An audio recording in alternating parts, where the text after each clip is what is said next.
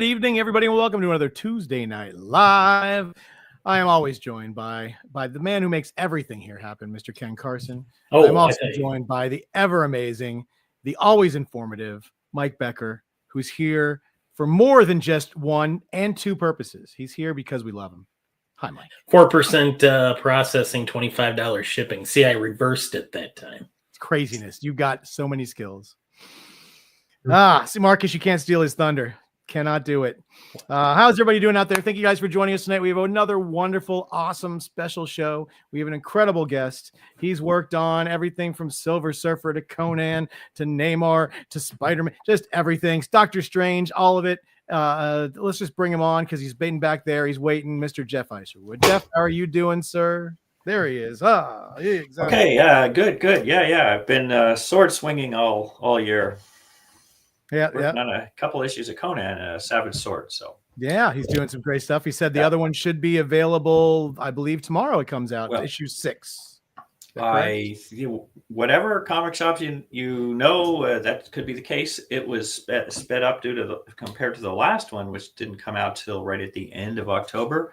So they didn't want this one being released, Christmas or something, New Year's. So they sped it up. I had to get my pages done okay, and they were lettered okay, and it came out printed okay, so all done. I got my comp copies already, so I've been able to read through it, and so it's going to be maybe a little controversial for Conan fans. We'll see what happens. Jason Aaron threw some curveballs in there, and I like it. I like it very much. It was fun, very fun to draw. Yeah. Very cool. Awesome. Well, we can't wait to see that. I know you've already got your comps. So after this show's over, I'm just going to make him flip through it just for us. So you guys have to wait till tomorrow. Oh, I can hold it up to the screen. Yeah. Well, there you go. We have a claim. Wait till tomorrow, We're doing 9x12 headshots for 200 or 11x17 full figures for 400. If anybody would like to claim one of those, you just type claim in the chat and we will take claims. That's how it works, guys. We are a live claim sketch show. If we get tons and tons of claims, we'll do a wheel spin to keep it fair. But looks like we're getting tons and tons of claims, but that's okay. We'll see if we get more than 3. We may have to put you guys in a wheel spin, but right now we just have 3, so it looks like Joe's gonna get it. And my aim is to get these done pretty soon, also because I think February I'm probably going to get quite busy, so I want to get things done this month and January and early January at the latest. So hopefully, I'll just make sure it happens. That's all. Yeah. You're not going to sketch live today, right? Sorry? Are you going to sketch live for us tonight? Oh, I was just sitting here talking. Okay, good. So listen, if you're not going to sketch live, then I'm taking all the claims. That's right. Yeah. Well, what am I? Some kind of performing monkey? Well, I can show you some of my things I've done. Hang on a second. Yeah, show that. We like to see done stuff. So let's see. All right. So Joe, Roger. Yeah, it's a little easier to show things that are finished rather than something I'm scribbling.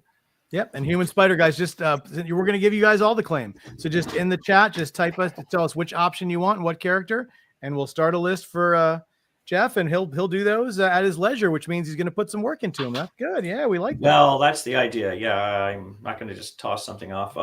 Now, this is one. I don't know how many of your erstwhile fans here are going to be heading down to the original Art Expo at the end of January, where I will be at that one. I'm going to be there in Orlando.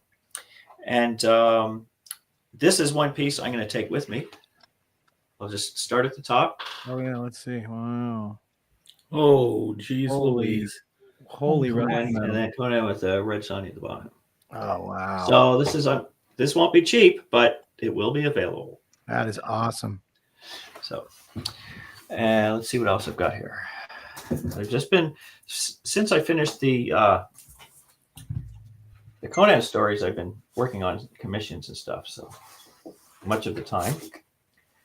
I've got some I'm in the middle of.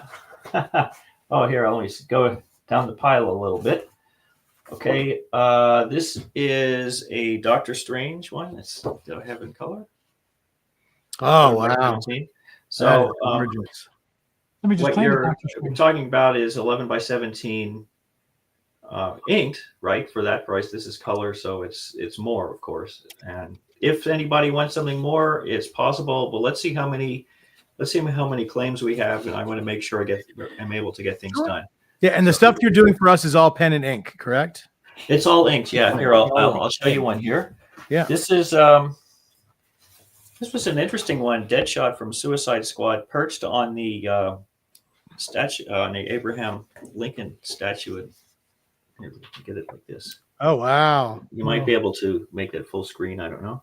Oh no, that's incredible. That's awesome. And so I was even able to get do the lettering. Yeah. I want my iffy lettering, but it's beautiful. So from that's the great. statue, and then that's from a panel from a story Luke McDonald drew, and the fellow wanted that specifically. So, okay, let's see what else we have here. This is for these next two are for the same collector, and I'm going to be able to hand these over to him in January when we see him in person. So he wanted a Barbarella.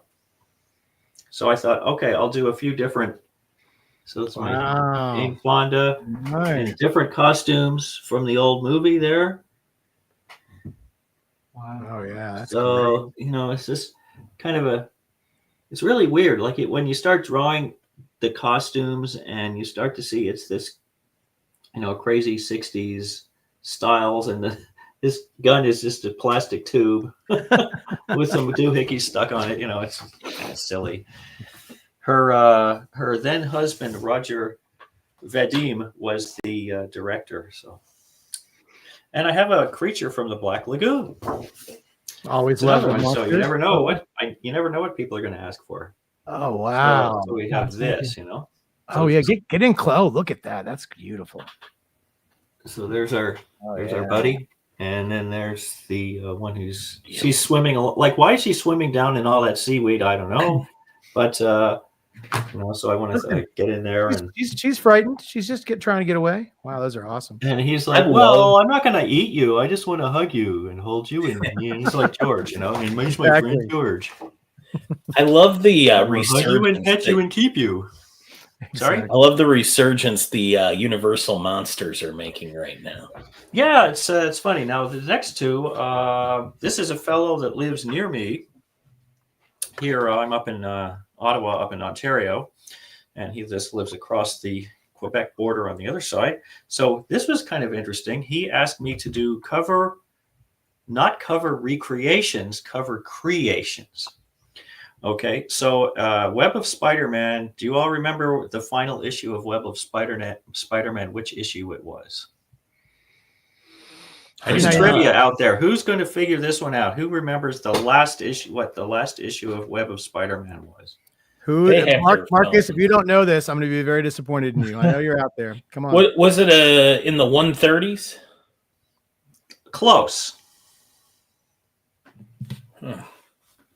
Okay. How many seconds? I got to give you 5 seconds. 4, 3. I don't see somebody's chatting it yet. Yeah, 2, come on, guys. Even with Google, you guys should have had 1.5. 1. Okay, it was issue 129. Okay. So what he said is, I want you to do the cover for issue 130 after it was canceled. Oh. So it's like the death of Spider-Man. So we have here Kraven the Hunter. Hunted no more.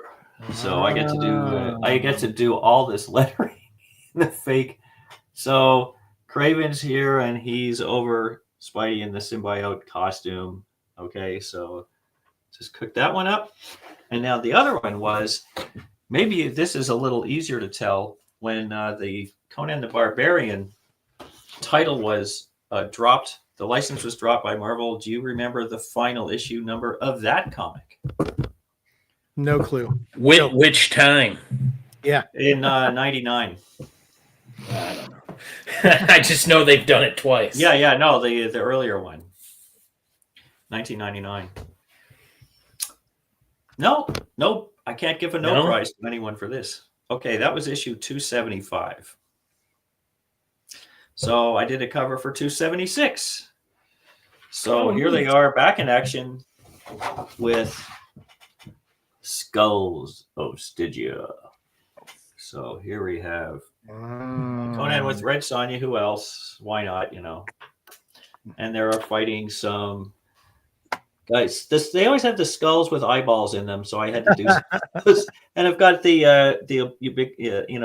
obligatory snake. Yep. And this kind of thing. So there we have it. It's amazing. Those are the two.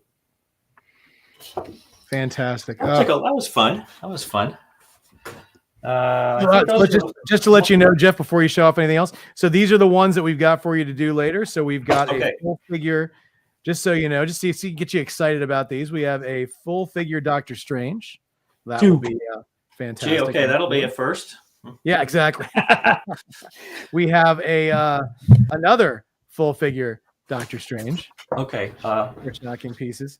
You gotta write down who they're for and all this. Oh yeah, right? we'll send you. We'll send you. Two Stranges. Okay. Oh yeah, we'll send you all the info. I just want Doctor Strange in the symbiote suit. There we go. Exactly. So this is going to be a Spider-Man in a cool pose, or in the symbiont suit, but he wants him maybe to be wearing the cloak from Doctor Strange with the little eye of Agamotto on it. Well, that can be. Why not? It doesn't matter. We would call that a part of a fictional story. Yeah, sure. They're all fictional. Yeah, Henry's got a question for you, Geoff. Okay. Who are some? That's interesting because there are a lot. When I was doing Strange, I came in right after Butch Guice, so I kept his look for the character. But as far as Strange goes, I always liked Frank Brunner's take on it, along with Adam's inking, and I always liked Gene Colan's quite a bit. And of course, there's always going to be that original Ditko feel here and there. It kind of depended on what I was drawing, and I mean, there have been a lot of great artists for Strange, as Paul Smith and what have you. So, as far as that goes, there would be the ones influential artists. I still find myself going back to the studio artists, primarily Barry, Bernie, and Mike Kaluta. It's primarily those three. So, and I think that is what's got me in trouble overall, because my standard for drawing, I try to make my standard for drawing is where they are, or were, or what have done, and that kind of thing. So I feel like I've got to do that. I never went the manga route, for example, and simplified everything where I could just do drawings off the cuff really fast. No, it just which is fine. It's fine for a lot of people. It's just not how I'm wired, I guess. So there were those folks. Neil Adams, of course, John Buscema naturally had a big influence. I was at a convention when I was 18 years old that he appeared at. So I stood by his table and watched him draw for a couple of hours. Right. So that informed me a lot on his process, just his gestural way of drawing. And then he would, very loose gestural type stuff. If you've seen his sketches, you know what I mean. Mm. And just his approach to getting drawing started. And ever since, I do the same. And I kind of mess around a little bit. I have a feel, but it doesn't really look like anything at first. And then I start to add some structure and it starts to coalesce. And then eventually I sort of go, yeah, I think I've got something. Okay, looking up here. So that's Henry's question. There are a lot of other artists, of course. But I was looking at Don Newton pages of DC pages lately. Yeah. There's a similarity there too. Absolutely. Don Newton, who's passed away many years ago now. I don't know, you could run down a list of tons of people, and that's going to be the case. But ultimately, I don't sit here and draw actively trying to swipe somebody, because if I do that, then I have to have their work next to me, and I have to see how they draw everything, and then I have to try and completely copy the style. And then I'm second guessing myself constantly. Is this hand the same way they draw a hand? Is this a Gil Kane hand or whatever, So you can't do that. If you're gonna do that, if you're Roberto Del Torre and you figured out the Buscema stuff, you can do that with Conan. Like, he's got a pretty good feel for John's style on the Conan right now, which is very popular. And then the funny thing is, he doesn't have to draw that way, but he's figured it out, and people love it. So like, Sure. why not? And so when I did my Conan stories, I just drew it the way I see him. I'm not gonna start second guessing myself there. You don't have time. You don't have time to second guess. I'm just reading some comments here. Let's go look at that. The Necromancer version. Yeah, I asked Roy about that. Said, could we do that the version of Conan with the blue face mask one? So he put that story together. So that was something was deliberately I asked for. My favorite character to draw. There are lots and lots of characters I like. It's probably a few I really don't like to draw. Sometimes it's just the detail level is ridiculous. And so it's like, do I have to draw Galactus again? That big helmet, 3 times taller than his head. You draw a face, and then you got to leave room for the helmet. It's like, you got to draw this little tiny face to fit the helmet.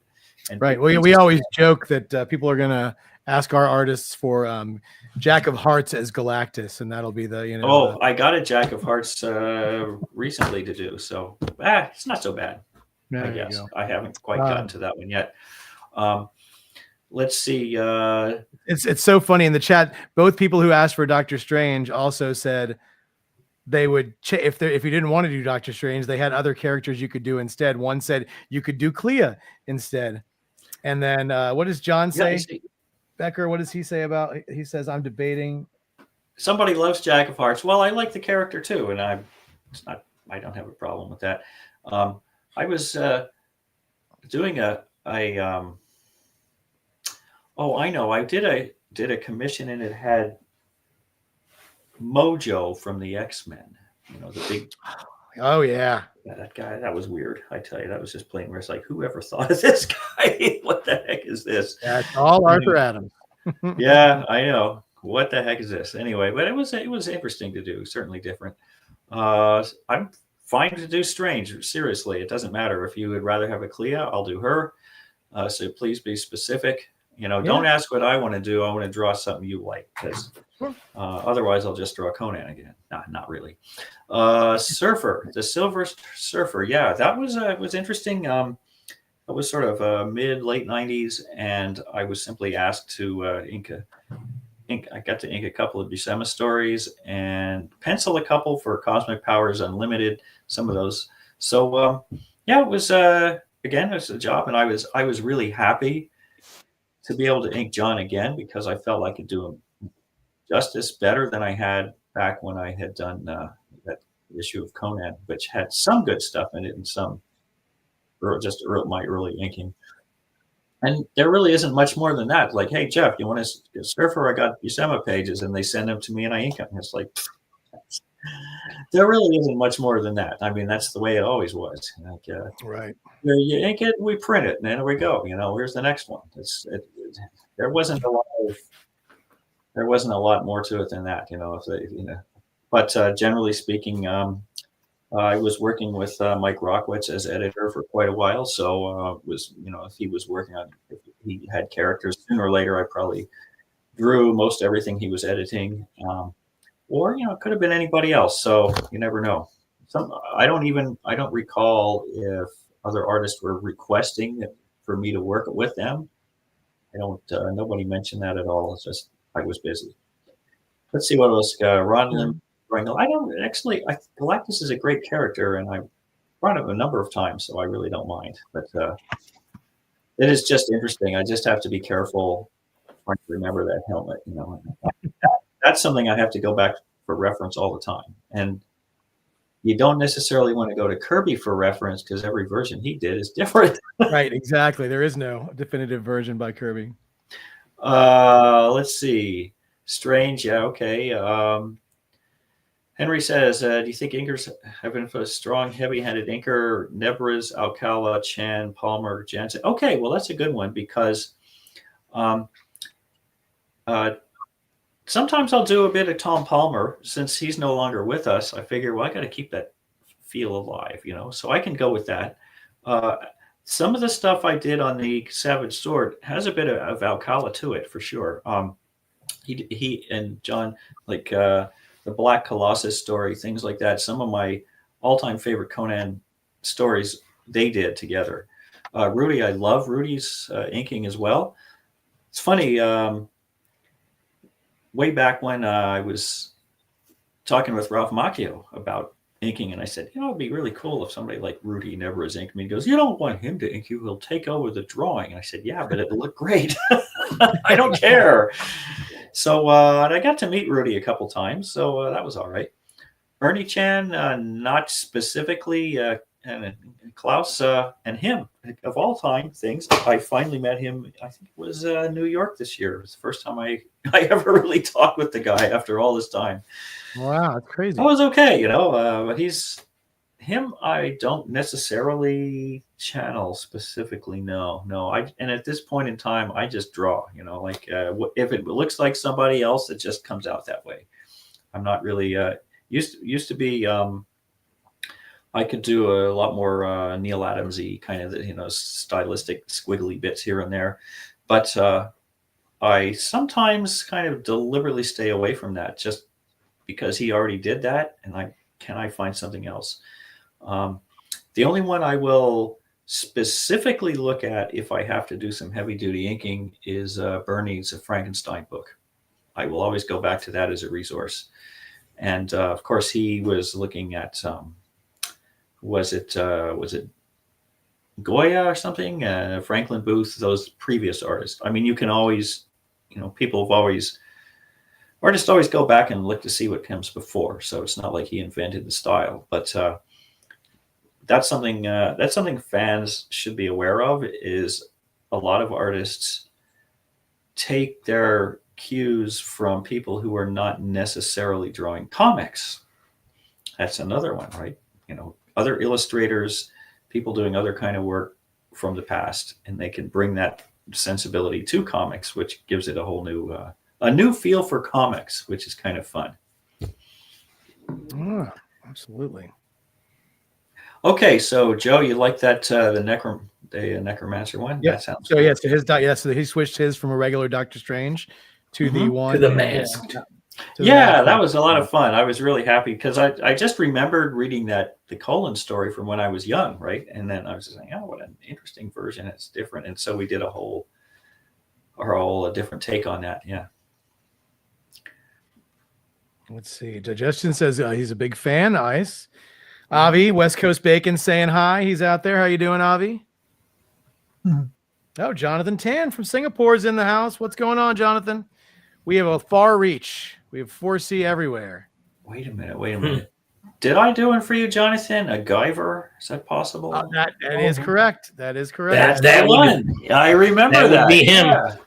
Yeah. And that was very interesting because I'd never drawn that character.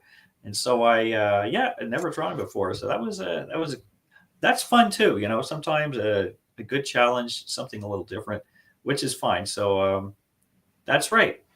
That was you, John. Yep. He said, yep, it's me. And I sometimes remember. I don't remember much. I have an Excel file with all my commissions. So I was getting so many, I had to get organized. So I do that. Yeah. And this year, this spring, I was catching up on them. And then I got the email for the Conan work. And I had been in contact with the editors over there at Heroic Signatures, and was looking like, I'll do a 10-page story or something like this. And then I get an email. Could you do a lead story for Conan, a 48-pager? And by the way, there were 2 issues of it. Yeah, I'll draw the whole thing. So that's like 96 pages. So from April to the end of October, I was doing nothing but, and I had some of the commissions I showed you right now, I had to park them back in the spring, and I couldn't get to them. And I figured once I finish the Conan work, if I don't have something else right away, I will just go back and just get through my commission list, and so that's what I'm doing now.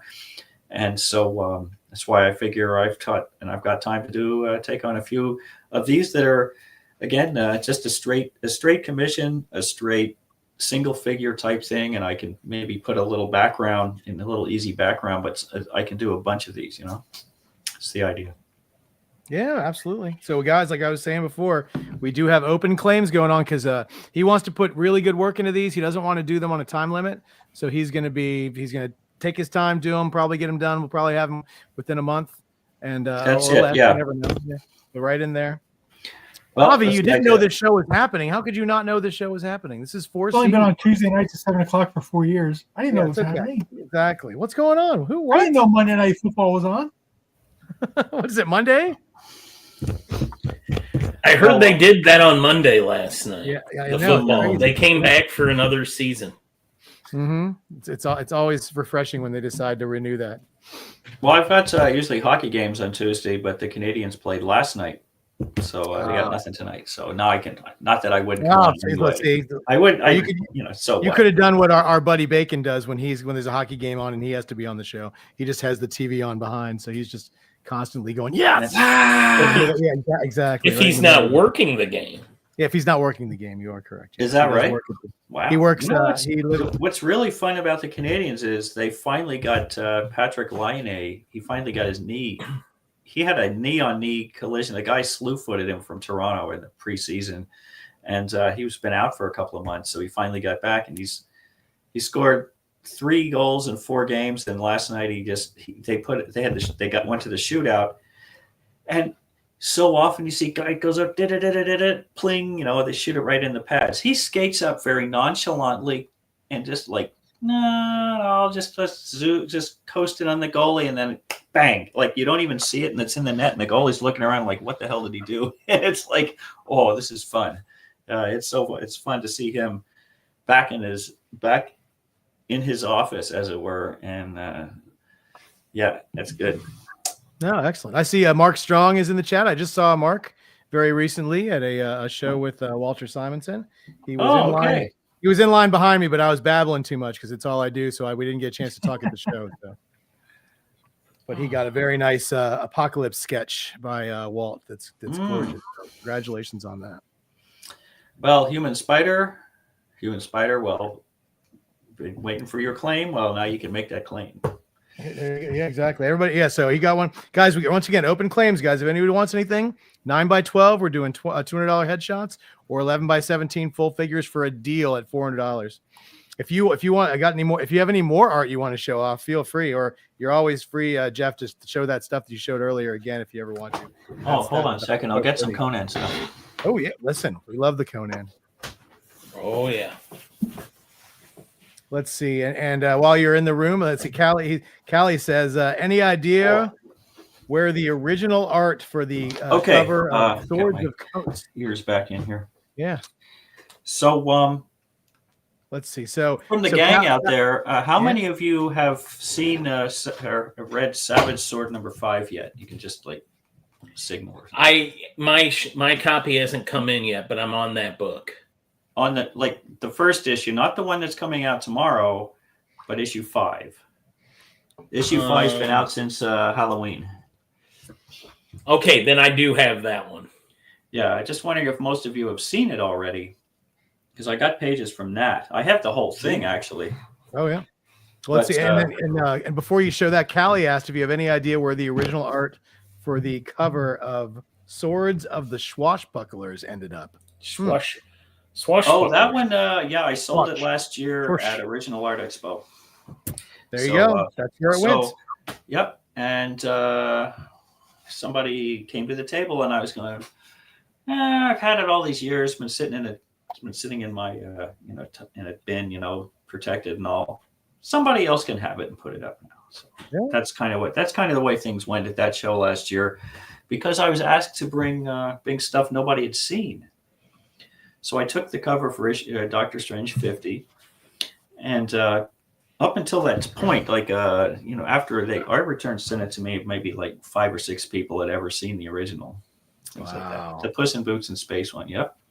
So that one, it was one of my favorites. I had think from what I saw, I have done something like 87 covers for Marvel and DC at pencil, ink, whatever. It's some form, and I only have a handful left, but still have the Strange 50, and I still have Doctor Strange Annual number 3, the one with Killian. I still have that one.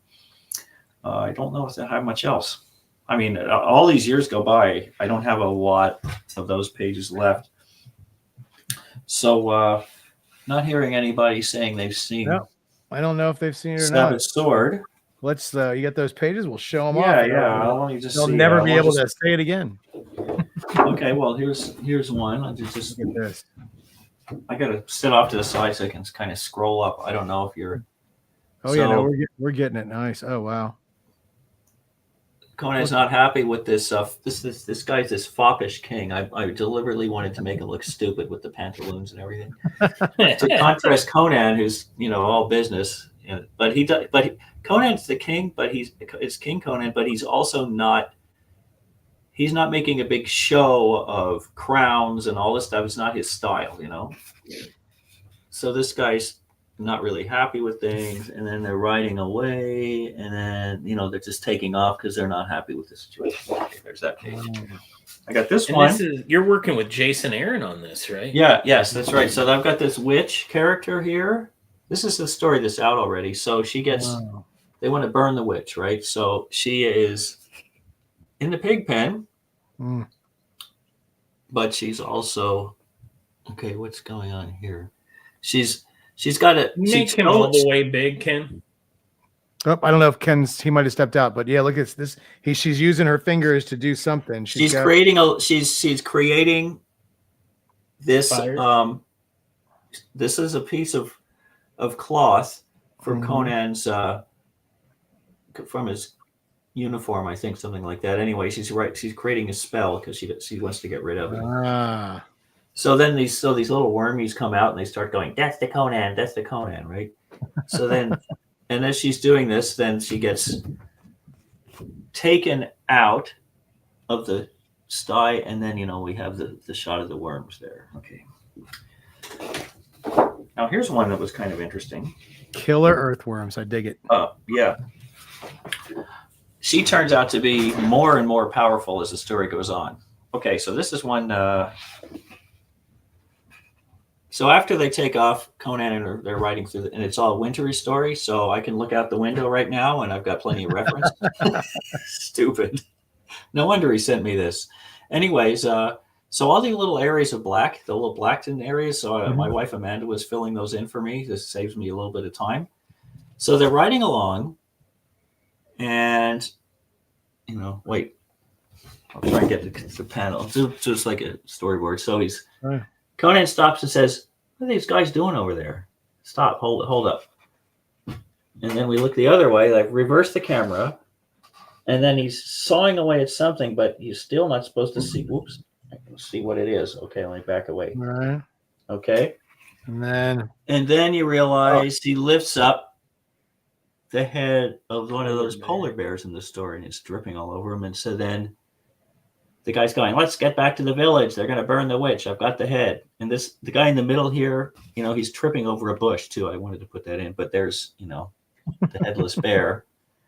And then Conan's looking at this going, the bears are the witch's familiars, right? And he goes, this is the bear's dead, right? There's something wrong. Something's going wrong around here. We got to go back, right? So that kind of, but the gag is when Amanda's filling in the black, she goes, I protest to the bear's head being cut off. I like the bear, So I said, well, I'm going to tell the writer this. So I wrote to Jason and I said, Amanda's would like to tell you she protests to you killing the bear, making the bear get killed. And he goes, she better not read the second part. But then when we went to San Diego, we met him. And then he comes over and he's going, now you made me feel all guilty that I wrote, and these bears got killed and all this kind of stuff. Like, maybe I shouldn't have done it. It's like, nah, it's Conan world. Don't worry. It's got to happen, right? But it was funny. We had a little get back. So then we were also out at Michael's, the store Michael's. We're getting a few little things for Christmas, and then they had these little polar bears you can hang on the tree. And I took a picture and I said, "Hey, Jason, this is for you." It's like, I got to keep digging him with that polar bear. And he writes back, "Don't send me that." So, Jason Aaron, polar bear murderer. Exactly. Yeah, we couldn't. And then, well, of course, what happens to the females in the story is even worse. So I'll let y'all read that one. Anyway, that's a few Conan bits. Nice. You get. No, it's gorgeous. If you've read the story already, you've seen that. But otherwise, I got a big stack here. Are these ones? I'm sort of debating how I'm going to deal with it, because I want to take this down to Florida, to Olympic, to the Original Art Expo, to the OAX, end of January, and that's when they will officially be available for sale. There you go. Not before. But anybody wants to see what they are, well, read the comic. Yeah, there you go. Got me worried I don't have it now. My shop has been having a distribution problem for about 3 weeks now, so I'm behind on a lot of stuff, and now I need to look to see if I have issue 5, because I've been on that book, on all the Titan Conan stuff, even the limited series. I've enjoyed it. Yeah. Well, that one I know that it was a couple of weeks ago now. Week and a half ago, I went to a comic shop near me, and the fellow I've known for a long time who runs that place, he ordered an extra 20 copies because I was signing copies that day. So he ordered an extra 20 and he got them. So if you didn't get them, you probably can, Yeah. The shops around here stock everything Jason Aaron, because I'm in Kansas City. This is Jason Aaron country. In fact, I just saw him at a store signing a few weeks ago. So I should be able to find it somewhere, but dang it. Becker, you should make a shirt with like that decapitated head and polar bear. Jason Aaron, polar bear killer. Imagine that, and Aries trying to forget all this because he's doing Superman all the time, and which is popular. So yeah, who reads Conan anymore? It's really tricky, Oh, let's see. We got more here. Any more open claims? Or you're just? How many did we get? Do you have lined up so far? We just have the 3 guys, so he's got plenty of space left for more open claims, folks. Yep. Yeah. Claim it. Boom. I tell you. So Geoff, and you said you right now your next show is the Original Art Expo, and then you're doing a show in February, and that's pretty much all you have kind of locked down for now. Yeah, I have one in Syracuse of all places, and I can drive there as long, even if there's a blizzard, we can still get through. It's not too bad. Hopefully, Joe Jusko lives in the area, so hopefully we'll be able to stop by and visit with him. And do y'all know Joe? I've met him. I wouldn't say I know him, but I've met him. Very nice gentleman. Yeah, he just lost his little doggy a couple days ago. Oh, that's awful. His little Chewbacca there. So yeah, he had some pictures up. Oh, dog isn't doing too well. And then the next picture is he's digging a hole in the backyard for the poor little dog. And I was like, oh, I've done that one for cats. I must have buried half a dozen cats by now in my life. So anyway. Neil asked if you have any examples of what a headshot looks like for anybody. Oh, yeah. Hold on. Wants to see a 9x12. All right. Got a couple things here. Yeah, we want to make sure you guys know what you're getting. That's always a good thing. But like I said, Ken and I have been toiling away from MegaCon. MegaCon's coming up, so don't forget about us on that. Funny you ask, because I've just been looking at a couple things here. Let's see what I had.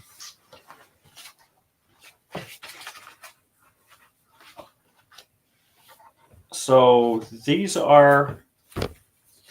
See, I had done some. I'd done a grid with characters from Suicide Squad a few years ago, and so I did large ones like these first. Okay, so 9x12. That's Katana. So I did these, and then I scanned them and colored them, and reduced them, put them on the grid. So that's Katana. So look at that, guys. These are headshots, so you can expect something like this if you were to get one of them. And then let's see, I have here a Havoc, because I did X-Men also. So here's Havoc. Oh wow, Okay. that's fantastic. And here's a Rogue. Nice. There she is, Southern Belle. Yeah. Yep. So I had those. It's Oracle. So again, I was drawing her in the Squad comic at the time. It was Oh yeah, that's great. and that kind of thing. Oh, here's I think it was Rick Flag, which I used myself as a model. If you can tell. Nice, very much you. I can see it. Mm. Very cool. Yeah. I use myself a lot. Even it doesn't have to look like me in the first place, but even in the Conan story, you know, if something doesn't look right, it's like, nah, I got to do this. Oh, here, Count Vertigo. No, sorry, that wasn't it. This is Angel. Was it one of Angel? I was thinking Vertigo is kind of a crazy guy, but yeah, so they're large, you know, like they're bigger, life-sized Ed. So anyway, that's the kind of thing you can get. There you go, Neil. So Neil, he says, I admit Geoff is on my bucket list for years. Listen, all you got to do is say the word and we can make it happen. Yep. So yeah, that's the idea. Yeah. And then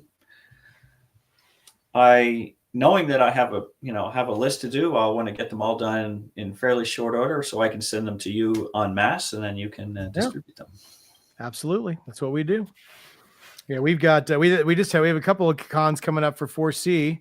So we've got they just actually Fan Expo made an announcement for Cleveland for a bunch of artists that are going to be there, and about 5 of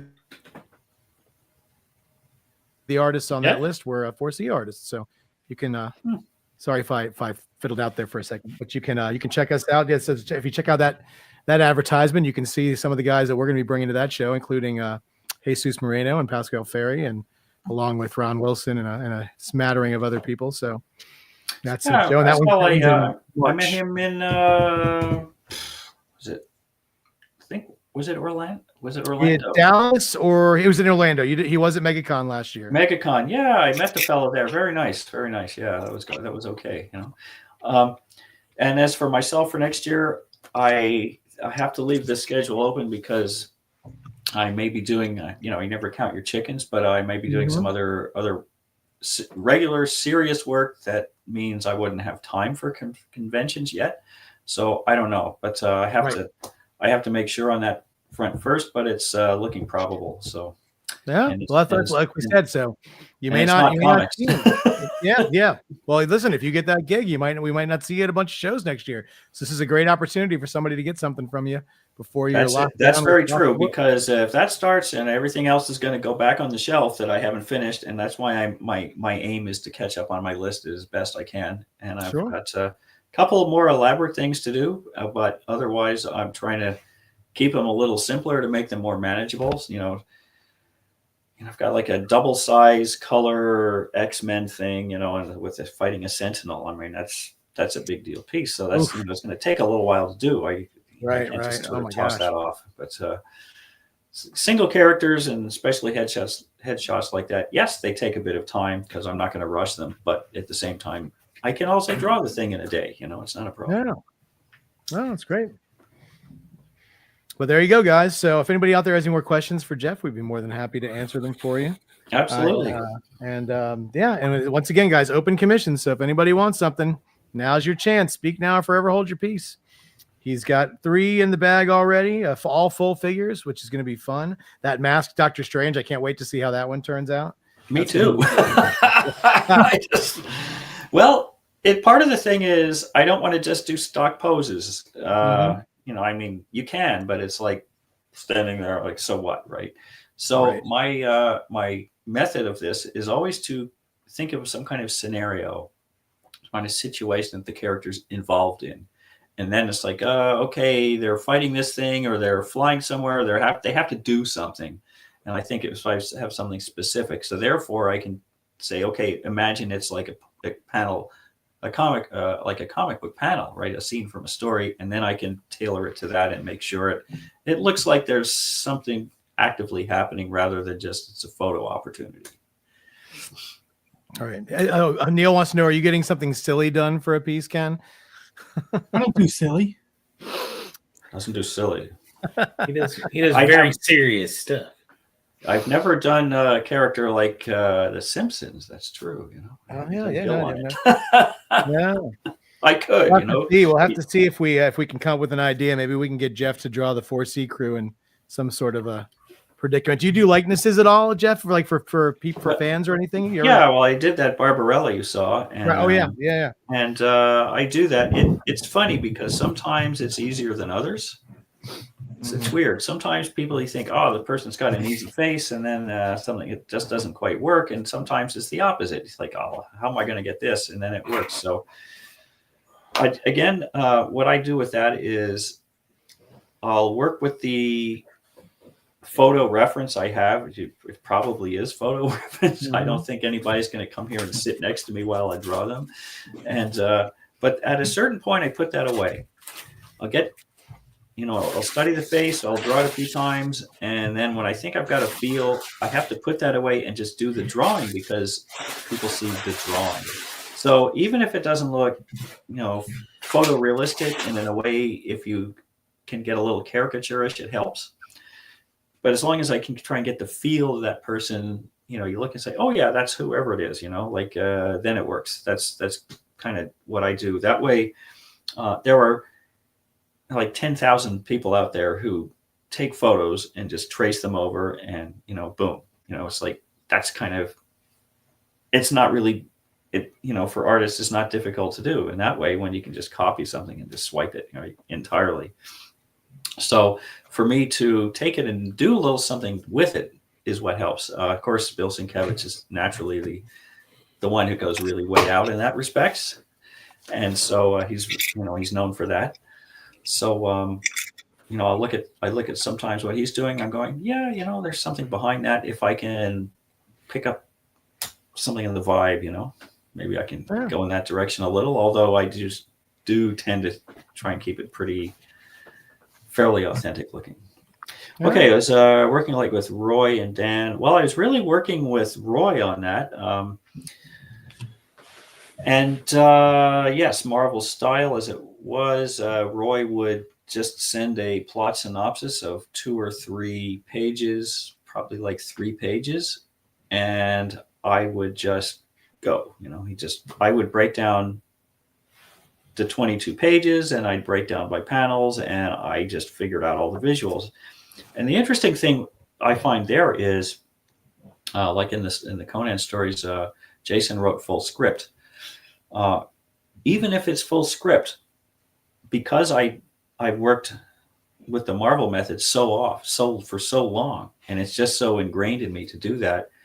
If I didn't like the way the panels were set up or angles or anything, I just took what was going to happen. I just redrew it how I felt it would play best.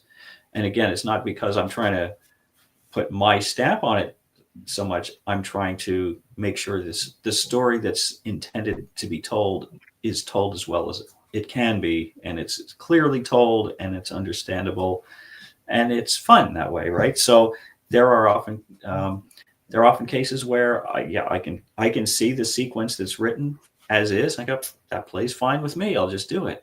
And sometimes I go, maybe we need an extra panel, an extra reaction shot or something, because I treat drawing the comic as if I'm making a movie, essentially. And every shot, it's all put together that way.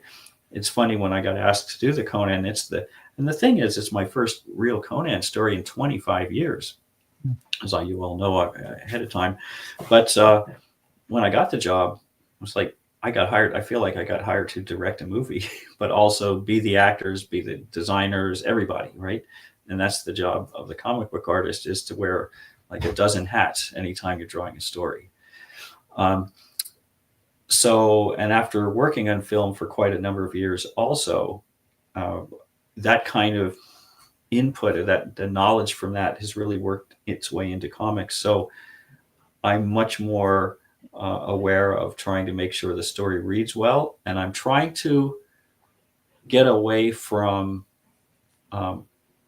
like inking style gimmicks, if I can put it that way, and tell the story solidly so that you're not seeing something in the drawing that's like too off or too overdone that distracts you and jumps you out of the story.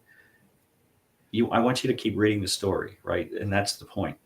I was watching some videos by this cinematographer named Roger Deakins. Do any of you know him?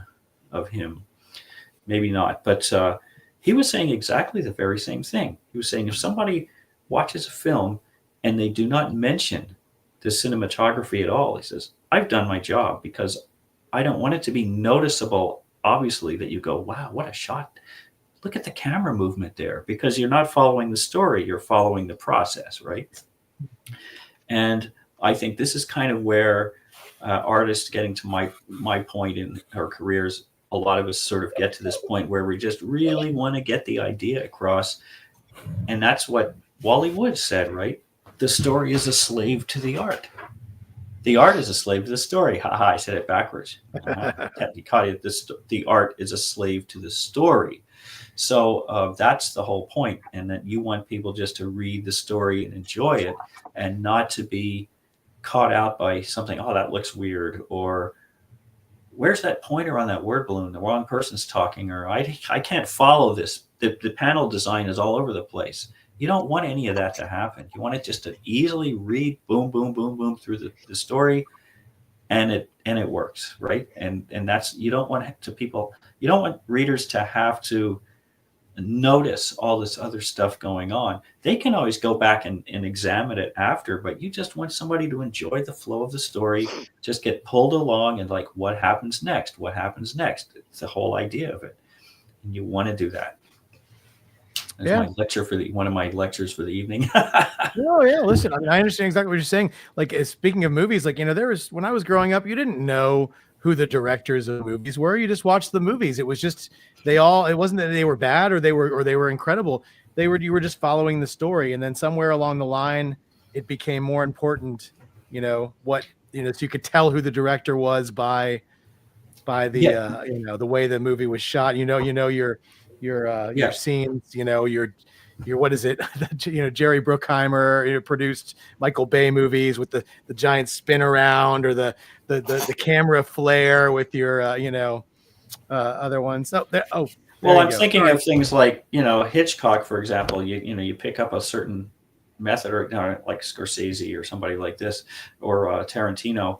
But the funny thing is that what Deakins was saying is he's filmed so many different things, like 1917 and Blade Runner 2049 and a whole bunch of stuff like this. He said every movie's different, and so I don't try to. He says he doesn't try to bring a specific style to the movie. He lets that come from the script to him, and I'm finding it's very much the same with comics. If I'm doing a Conan, it's a whole different feel from a Doctor Strange or Silver Surfer. They're different genres in essence, and so I'm trying not to make one, force one to fall into a look of the other.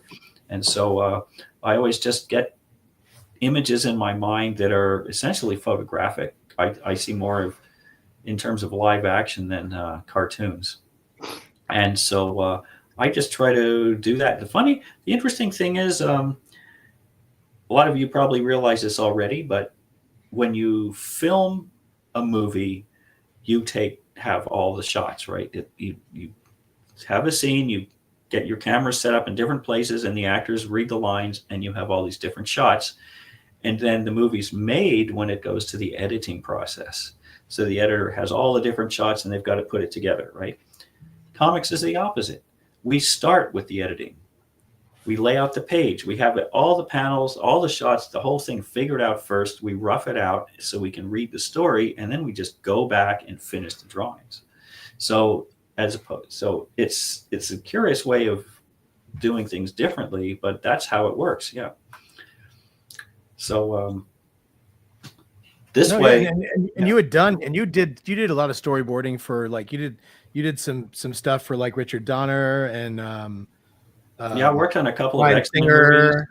Yeah, Darren Aronofsky. That was very interesting, because he gave me, it was The Fountain, and because there was a heavily religious aspect because it's the Queen of Spain and all this kind of business with Rachel Weisz and Hugh Jackman. Right.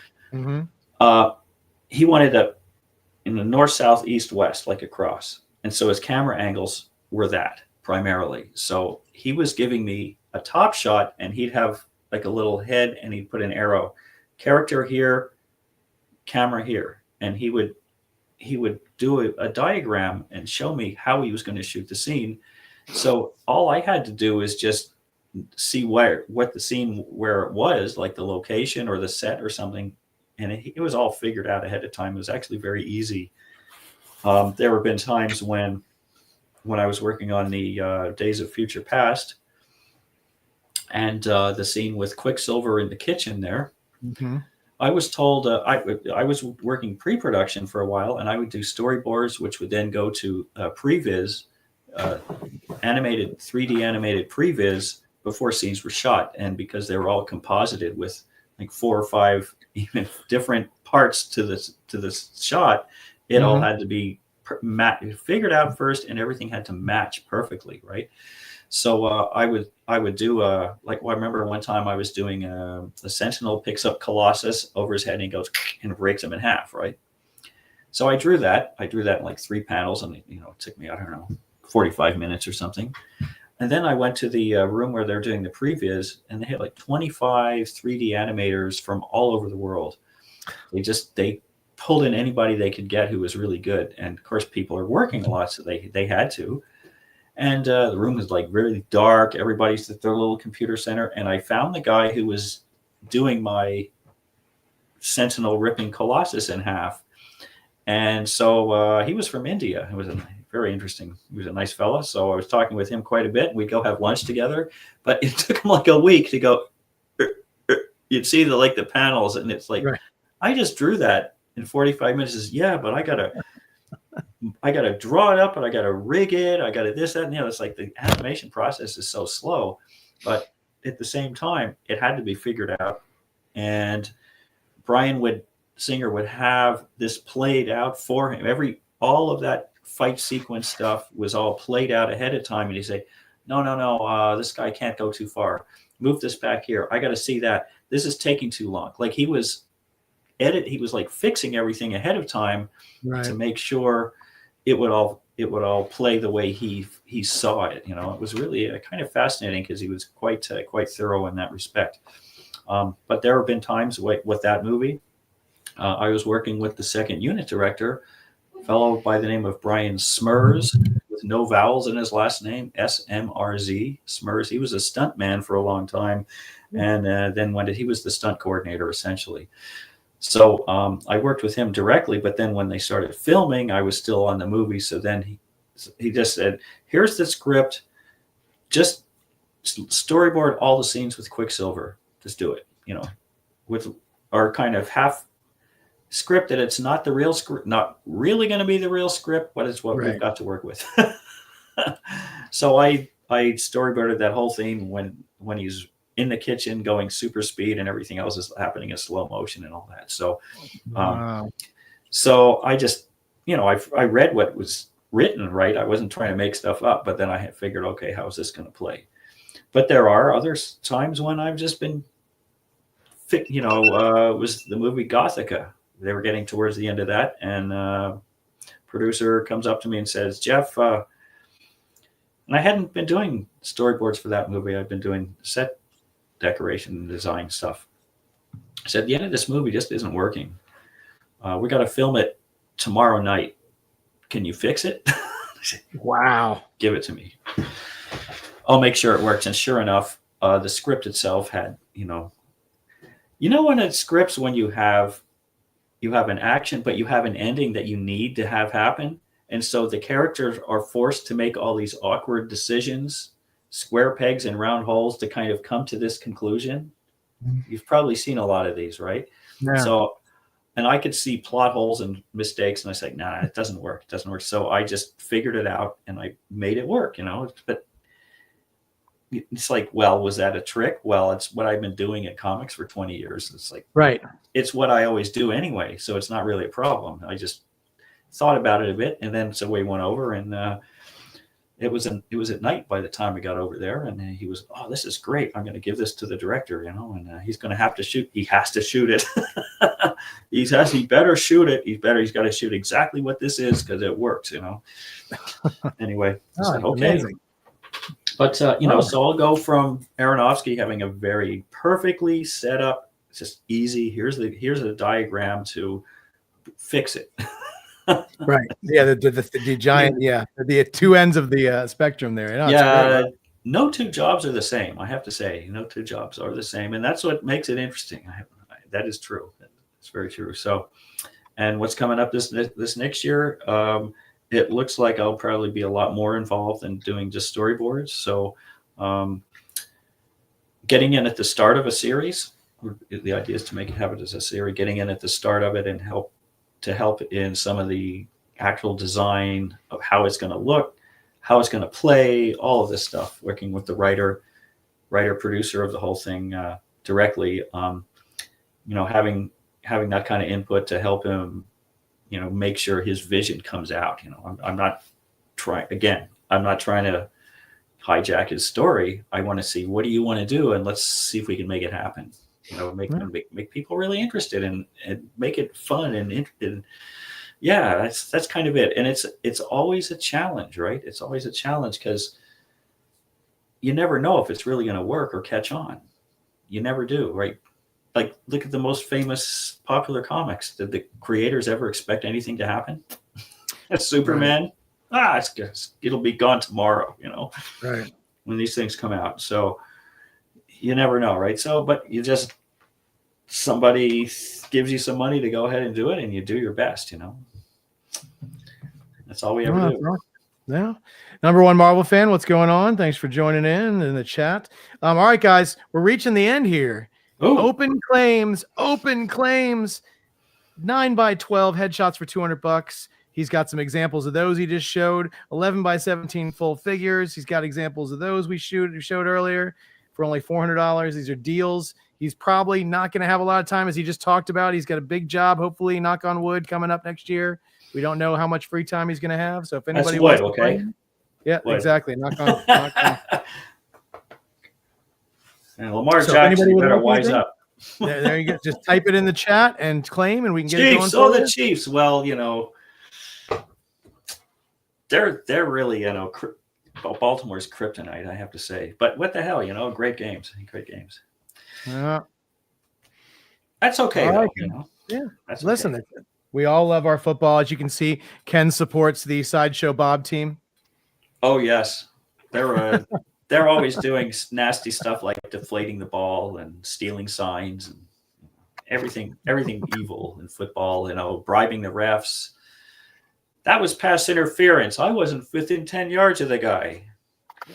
I was a high school football coach for 9 years. We had a slogan: "It's our job to cheat. It's your job to catch us." Yeah. Well, wasn't the thing that's just like, you could call a penalty on every single play if you wanted to. Right. Yeah. Isn't that the case? You could always call. There's always something. So it's like, how much does it affect where the ball's going and how egregious is it? And this is what gets me with this, like the defensive holding. Sometimes the guy's on this side of the field, the ball's going the other way, and they called the penalty here. Well, like, come on, the ball wasn't even thrown that way. Like, yeah, forget it. But they still get him, Whatever. University of Georgia fan. Okay. Well, so what do you think of this college football playoffs with 12 teams now?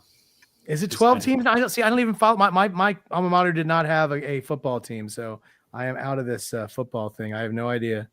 12 teams, huh? Yeah, well, the first, I think the first rundown, there were the first 8 teams play, and then the winner of that plays the top ranked 4, and then they work their way through bowl games until they get to the final. And then if you look at even the top, they're seeded, right? And you say most of those games will probably be blowouts anyway at first. So, yeah. But no Alabama. No, they didn't make it. They did not make it this year. No, that's a very rare year where Bama does not make the playoffs. Yeah. Well, you lose 3 games, that'll do it. Well, exactly. In college, 3 games is death. That's correct. Yeah. Mm-hmm. All right. Well, listen, guys. we're not going to waste any more of Geoff's time. If you guys aren't going to, no one's claiming, we got wonderful 3 claims in. If last chance, if anybody wants to claim headshots, full figures right now, type it in the chat. Otherwise, we're going to put on even sillier hats later and enjoy the rest of our nights. Come on. Okay, this is it. This sinks it. I have to get out. I can't wait to see it. Let's see it. Okay, I got the skull out, man. This is my reference much of the time. If you see me drawing stories with skulls, I got one here. So, oh, by the way, this came from the jaw was not attached, so I went and got these are little springs from model airplane motors, and I just found a spring so I could attach the jaw right where it's supposed to go. Ah, is it? Alas for York. Yeah, alas for York. I knew him well. Don't bite my finger, you idiot. No, okay. So isn't it one thing that's interesting is, you can stick your finger right through the cheekbone. You ever noticed that before? Right through there. It's pretty interesting. Look at that. Because this is the we go. Yeah, right. Yeah. The zygomatic arch. This is something this is kind of weird. This kind of freaks you out. Okay, what is the head primarily? What is the point of the head in the skull? Protect the brain. Oh. Brain. The cranium. The brain's in here. Now, when we're living, how do we interface with the world around us? With our senses. Yeah. Looking around. So, eyes, smell. So the senses, most of them are located right near the brain. So you have eye sockets. So you realize from here, sorry, let me go like this. So you have the eye sockets, the nose here for smelling, the teeth for eating. All of this is, and when you see the cheekbone part here, it's attached to the front of the cranium. So in fact, what we have is a head, and then the senses are just stuck on the front. Yeah. What we see normally is the face, but the face is actually just an appendage on a cranium. It's like weird thinking back. Mine is. I don't know about other people's. Mine is, anyways. This is definitely built for. It's like here you have where the ear, the auditory canal is here. So then, the optic nerves go right through. The sinuses are very large, in case you're wondering. They're very large. So you have nostrils here, but this whole area in here, this is all sinuses, in case you wonder, all that kind of business. There's a lot of hollow areas in there, and then look how. Oh, look how narrow. Where the teeth are, that part, narrow compared to the cheeks. So you have, if you realize how narrow this is, that's what's interesting is you take around the sides, the skull is very narrow here where the teeth are, and you see. So the idea is, even here on the side, the bottom of the, where the mandible attaches, it comes up underneath here. When you see a cat or a dog, this spike comes way up very high, almost to the top of the head. Because the cat, a cat or dog, their mouth is so big and their cranium part is so small. But that's something I kind of came across when I'm showing the students how to draw this. I'm going, just think of it this way. Your head is really just it's a ball to hold the brain, and all the stuff we look at all the time is just stuck to the front of it. Yeah. And I found that kind of it's weird to think that the head is constructed in a way because we're always thinking, oh, it's the face, and then the rest of the head is just extra, but it's the other way around. There you go. Your anatomy lesson and info. It's just, it's beautiful. I don't know. We're great. Listen, we're crazy looking beings, and it all works out. Yeah. I'll tell you what. Thanks for Ken-splaining that to me. If there's additional questions about their body, just send them to Ken. Yeah. Ken will answer all the other questions that you have. if you have any questions. If you have any questions, you don't want to hear from me. Yeah. You don't know. No, I thought that was no. terrific. I never thought about the face hanging on the Yeah, well, brain. I The love face that. is The five just senses hanging all right stuck to there. the front of the brain. That's all Yeah. it is. So all this other stuff is useless, basically. It's just Yeah, and the hair. What's with this? What's with this? It's just know? leftovers from our animal forebears. leftovers. I'm all animal, buddy. All animal. Yeah. Well, all right. Thank you guys so much. Since last chance, guys, claim now while I'm doing the outro and we can squeeze you in. Otherwise, I really want to thank Geoff for being with us tonight. He squeezed us in and we really appreciate it. And you guys are going to miss out when you see these cool pieces that he has taken. So he'll do these within the next month. Yeah. And if otherwise, if everything works out, then, I'll probably be able to come back like in a year's time and do some more because I might be we really can't wait busy. till you can. Yeah, we can't wait till you can. If you get this thing, we can talk about it. That's what we can't wait to hear what it is. But obviously can't I've talk got about it NDA yet. signed already. Yeah. So. Oh yeah, can't talk about it yet. But I want it's one of those. It's that serious. Yeah. But I want to thank you. I would say what I can when I'll say what I can when I can, and I'll announce it. And if I say to people, well, it's like I'm just not going to be on Facebook for a while because I'm busy. There you go. Marvel number 1 says see you at OAX, so he will be there. That's great. Yeah. Did I see you? Number 1, did I see you there last year? I don't know if he was there last year or not, but he said he got a commission for there. So he's got one of your commissions you're doing for OAX. Oh, okay. I'll have to look at my list and see who you might be. Put you together. All right. Well, thank you so much again, Geoff, for joining us tonight, and thank everybody out in the chat for coming out and listening to us. And I hope you all feel like you learned something tonight, because that's our point. Now you know more about the human skull than you ever thought you needed to know, and it's good stuff. And just how we put stories together and all that. It's everything. Oh, that was great. Man. I didn't know you had worked on Days of Future Past. Yeah. Well, these are movies that were filmed in Montreal because I was, when I was I live in the next city over Ottawa, but lived in Montreal for 42 years. And like half the time I was, like 99 to 2013, I was working on films there. And since then I still, I still get jobs from there, but I work remotely primarily. I don't even, especially since COVID, I don't even have to go see people. We just have Zoom meetings like this, and that's how we get jobs done. And, what do you want? What do you want? Here you go. And I'll draw it up. And then they say, this is terrible and boring. Do it again. And then I go back and forth a few times. And then there we go. But what I like about the comics is when I did the Conan stuff, I send in a bunch of pages and I'm going, okay, what's he going to say? How much of this stuff do I have to redraw? And he goes, I like it all. I said, oh, I like this guy. But it actually encourages me to really do better, because when you have somebody who's being that enthusiastic and likes what you're doing, you just want to, you want to do a good job and keep them happy, right? Nice. Yeah, well, like I said, the stuff that you showed us is incredible. And guys, so issue 6 should be out tomorrow, guys. So pick it up, and we will. Let's see, we've got what do we got? We have no more shows this year, but we'll be at New Orleans in the first week.